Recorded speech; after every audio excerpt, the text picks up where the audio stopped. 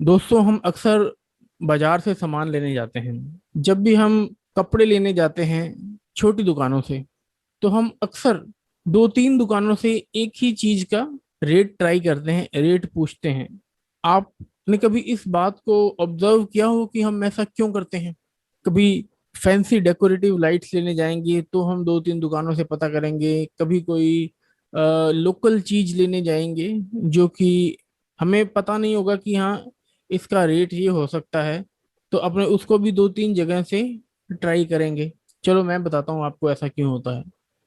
इसके पीछे रीजन ये है कि हमें उस दुकानदार पर विश्वास नहीं है, हमें उसकी ईमानदारी पर विश्वास नहीं है। एक छोटी सी कहानी है। एक राजा होता है। राजा शादी नहीं करता। राजा को ईश्वर प्राप्ति करने के लिए जाना होता है, और वो कोई योग्य इंसान खोज रहा होता है जो उसके राज्य को संभाल सके, जो उसके राज्य के लोगों की सेवा कर सके, प्रजा का सम्मान सहित सभी कार्य पूरा कर सके। अब वो युक्ति लगाते हैं सभी लोग कि राजा अगर ढूंढें तो वो राजा किस तरह से ढूंढें, राजा की मेन क्वालिटी क्या होनी चाहिए। तो सभी मंत्रीगणों ने राजा को सजेस्ट किया कि जो राजा आपके बाद बनना चाहिए उसकी सबसे मेन क्वालिटी वही होनी चाहिए जो आप में है, और वो है ईमानदारी। राजा ने एक सभा बुलाई। सभा में उसके देश के जितने भी लोग थे उन सभी लोगों को बुलाया और कहा कि देखो, मेरी कोई संतान नहीं है। मैं चाहता हूं कि आप में से कोई ना कोई एक इंसान मेरे इस राज्य को संभाल ले। शर्त सिर्फ इतनी ही है, मैं आप सभी को एक एक बीज दे रहा हूं। इस बीज से आप पौधा उगा कर लाइए। जिसका पौधा सबसे ज्यादा बड़ा और बढ़िया होगा उसको हम यहाँ का राजा बना देंगे। एक महीने का टाइम राजा दे देता है। सभी लोग खुशी खुशी बीज उठाते हैं, अपने घर ले जाते हैं, अपने घर पे उसे लगाते हैं, खाद देते हैं, पानी देते हैं, बढ़ाते हैं उसे। हफ्ते बाद सभी लोग एक दूसरे के घर जाके देखते हैं कि हाँ भाई, किसका बीज बड़ा हुआ, किसका बीज बड़ा नहीं हुआ, किसका कितना बड़ा हो गया, किसका अंकुरित फूटे नहीं फूटे। सभी लोग एक दूसरे के घर जाते हैं, एक दूसरे के घर जाके चेक करते रहते हैं। अगर किसी का ज्यादा बड़ा होता है तो उससे ईर्ष्या करते हैं। अगर किसी का अंकुर फूटता नहीं है तो उसका मजाक उड़ाते हैं। ऐसे चलता रहता है। एक हफ्ता बीतता है, दूसरा हफ्ता बीतता है, तीसरा हफ्ता बीतता है। कई लोग अपने पौधों को खाद दे दे के इतना बड़ा कर देते हैं कि जो लगता ही नहीं है कि हाँ, ये एक महीने का हो भी सकता है। अब आती है आखिरी दिन।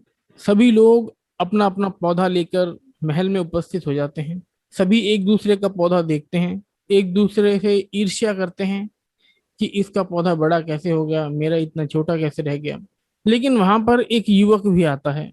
ये नव युवक एक खाली गमले के साथ आता है।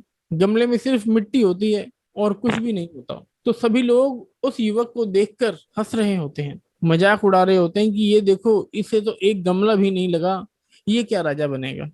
मेरा देखो कितना बड़ा गमला है, मेरा देखो, गमले में लाल लाल रंग के इतने सुंदर सुंदर फूल लगे हुए हैं। जो कांटे थे वो मैंने हटा दिए हैं। खाद डालो, पानी डालो तो गमले में बीज उगता होता है, ऐसे थोड़ी उग जाता है। और किस्मत होती है राजा बनने की। हर इंसान थोड़ी राजा बन जाता है। ईश्वर भी देख रहा है किसके गमले में अंकुरित करना है पौधे को, किसके में नहीं करना। तो ऐसी ऐसी बहुत सी बातें हो रही होती हैं। राजा सभा में आता है। राजा सभा में आए हुए सभी लोगों का सम्मान करता है, उनको आदर सहित कहता है कि आप अपनी अपनी जगह पर बैठ जाओ, मैं एक एक करके सभी के पास आऊंगा, सभी के पौधे देखूंगा, और जिसका पौधा मुझे अच्छा लगेगा उस इंसान को मैं राजा बना दूंगा। राजा अब घूम रहा होता है। किसी के बड़े बड़े पौधे देखता है, किसी के छोटे पौधे देखता है, आगे बढ़ता है, मुस्कुराता है। फिर किसी के बड़े पौधे देखता है, किसी के छोटे देखता है, आगे बढ़ता है, मुस्कुराता है, और आगे बढ़ता है, लोगों से पूछता है कि आपने क्या क्या किया इस पौधे को बड़ा करने के लिए, क्या मेहनत की। तो जिससे भी पूछता है वो यही कहता है कि राजा साहब, हमने दिन रात एक कर दिया, खाद डाला, पानी डाला, मेहनत डाली अपनी, और इसे अपने खून पसीने से बड़ा किया है।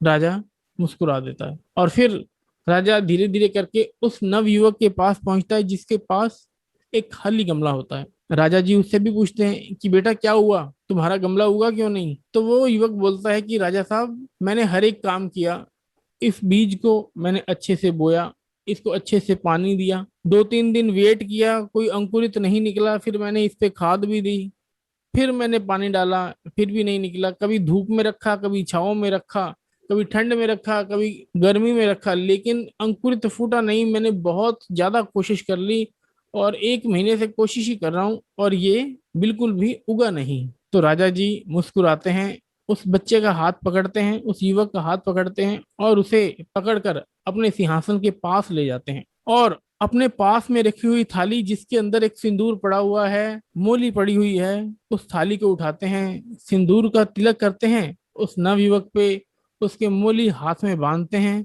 उसका सम्मान करते हैं, उसका स्वागत करते हैं और सारी सभा में ये कह देते हैं कि आज से ये नवयुवक तुम सबका राजा है।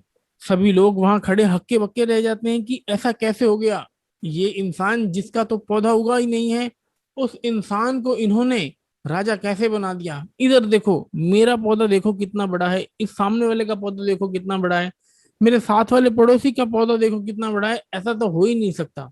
तो राजा जी उन सबको कहते हैं, आप सभी की ईमानदारी की दाद देता हूँ, जो बीज मैंने तुम्हें दिया था उससे पौधा उगना ही नहीं था, वो बीज एकदम खत्म बीज था और हमें इस बात का पता था कि इस बीज से पौधा उगेगा ही नहीं।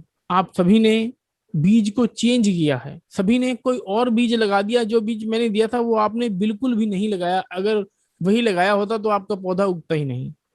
और इस नव युवक ने वही किया जो सत्य है, वही मुझे बताया जो सत्य है, कि इस युवक ने वो बीज तो ले गया, उसको मिट्टी में डाला तो सही, पानी में भी डाला, उसको अच्छे से उसकी सेवा की, खाद दी, पानी दिया, लेकिन फिर भी वो पौधा उगा नहीं। और ये हकीकत है, उगना चाहिए भी नहीं था। इस ईमानदारी की वजह से ही, इस सरलता की वजह से ही आज ये तुम्हारा राजा है। सभी लोगों को बहुत जलस फील हुई, बहुत दुख भी फील हुआ कि काश हम भी ये ईमानदारी कर लेते, हम भी अगर इतने सच्चे होते तो हम भी शायद राजा होते। और वो सभी लोग धीरे धीरे समझ गए कि हाँ, ईमानदारी का फल बहुत बड़ा होता है, ईमानदारी का फल आपको ईश्वर तक पहुंचा भी सकता है, ईमानदारी का फल आपको आम लोगों से अलग बनाता है। अगर कोई इंसान ईमानदार होता है तो उसको उसका ईमानदारी का फल भी मिलता है। तो दोस्तों, ये थी कहानी ईमानदारी के ऊपर। आशा करता हूँ आपको अच्छी लगी होगी।